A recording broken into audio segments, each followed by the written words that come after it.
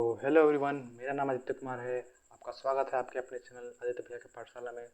तो आज हम बात करें क्लास 12 हिंदी व्याकरण में रस, जो कि बोर्ड एग्जाम में आपके 2 अंक पक्का करेंगे।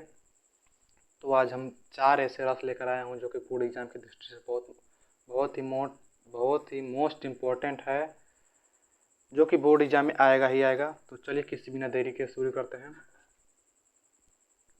वीर रस 2017 में आया है, 2019 में आया है, 2021 में आया है, 22, 23, 24, 25 में आ चुका है।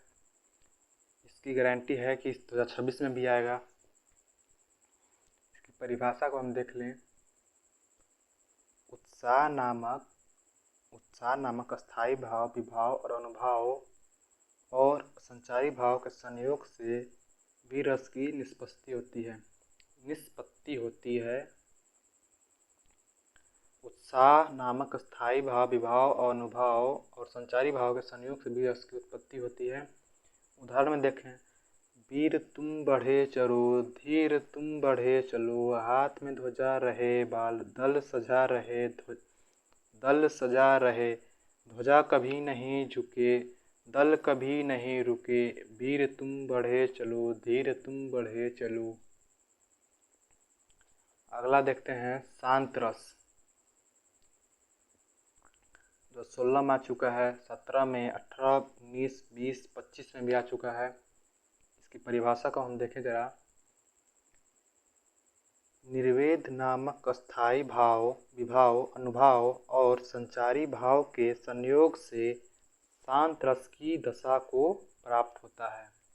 निर्वेद नामक अस्थायी भाव, विभाव और अनुभाव संचारी भाव के संयोग से शांत रस की उत्पत्ति होती है, निष्पत्ति होती है। इसे शांत रस कहा जाता है। उदाहरण देखें जरा, आइए देखते हैं। अबलो नसानी अब न नसे हो, राम कृपा भव निशा सिरानी, जागे फिर न डसे हो। अबलो नसानी अब न नसे हो, राम कृपा भव निशा सिरानी, जागे फिर न डसे हो। तो मैं आशा करता हूँ कि वीडियो आपको पसंद आ रहा होगा। तो चलिए आगे बढ़ते हैं। दो रस तो मैंने अभी समझा दिए, 2 रस अभी आओ है। हास्य रस परिभाषा देखे जाए। किसी की विकृत वेशभूषा, चेष्टा आदि को देखकर जब हास्य नामक अस्थायी भाव, विभाव,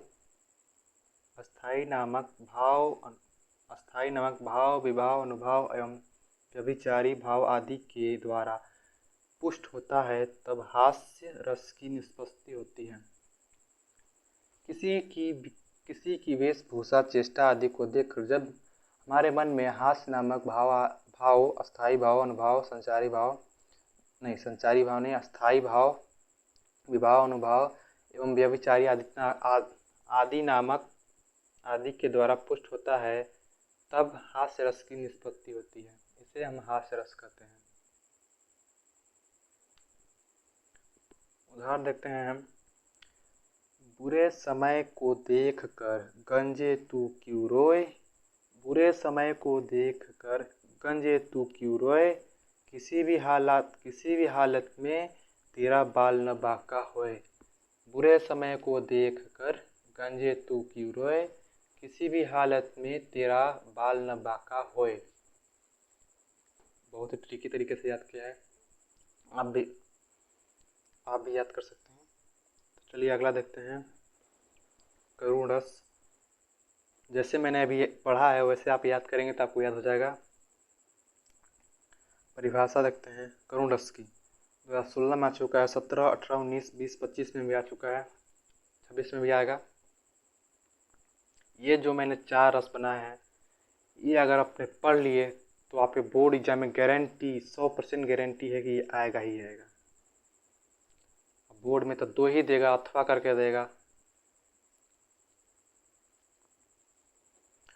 परिभाषा करते हैं करुरस की। शोक नामक स्थायी भाव, विभाव, अनुभाव, संचारी भाव आदि के संयोग से करुरस की निष्पत्ति होती है।